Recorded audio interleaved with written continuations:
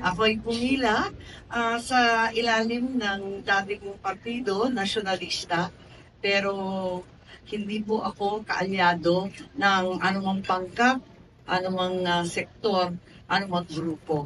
Kaya tinataya ko na ako'y mananatiling malaya at matatag. I have not resigned my old party, the Nationalista Party, and the only thing is that I will not constitute a part of the administration alliance to allow me to work together with every sector to be able to cross the line. Naman natin ang halalan, madugo, mainit, mabagsik ang usapin, mas mainam na wala akong kalaban. Possible endorsement, halimbawa po, nakaibigan po ninyong si VP Sara dahil may humpong siya na walang nagpartito.